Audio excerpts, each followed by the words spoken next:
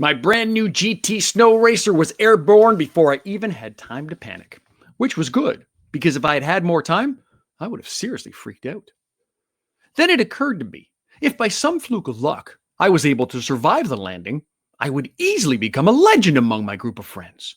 And in a few months, when I was released from the hospital, they would all come to see my cool scars and the machine that would help me breathe.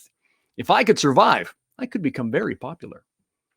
I stood on the two side skis, leaning out over the steering wheel like an Olympic ski jumper as I tried to balance myself as I soared off the mammoth jump. I held on to the belief that the shock absorbers and the steel handbrake would be my saviors. The shock absorbers did nothing, and the handbrake just made things worse. Now, normally, in the human body, the digestive system works very slowly. To pass through the 6 meters of small intestines, it usually takes food up to 8 hours to complete the trip. Then the 1.5 meter trip through the large intestine takes another 24 hours. That is the norm for the human digestive system, and it does not apply to shepherd's pie. What occurred was a dangerous combination of grease-covered ground beef and the tooth-loosening impact of a fall from 25 feet.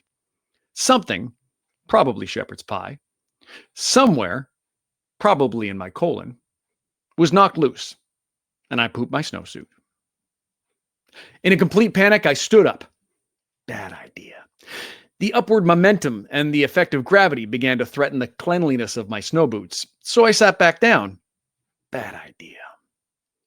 The earlier meal was now making its way above my belt and into my coat, so I compromised on a half squat that would both keep the mess where it was and still allow me to apply the steel handbrake. The left side of the brake broke as soon as it touched the snow. But in my panic, I was pulling so hard on the right side that it dug in deep and turned the sled 90 degrees to the right in the blink of an eye. I was thrown downhill, spinning in the air as I flew. I saw a muted yellow winter sun and clear blue sky. Then my skull hit the ground. My mouth slammed shut and my chin hit my chest as I landed back on the earth. The simple combination of downward momentum and having my neck exposed allowed the back of my winter coat to be filled instantly with snow and small frozen rocks. I skidded to a halt on my back as my beloved ultralight luge slowly slid down the hill past me. There was nothing I could do. I stood up and walked over to my GT.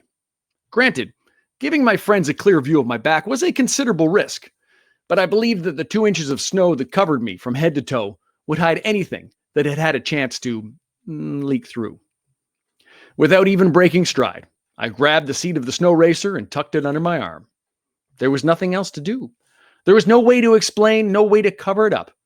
I simply started for home. Then after about 10 steps, I began to think, maybe they didn't notice. Maybe they weren't watching. Maybe my friends were too far away to see me. And then Darren yelled out, "Where are you going?" Without turning around, I yelled, "I'm going home!" I got home, cleaned up, and asked my mom if I could change my name and transfer to a new school.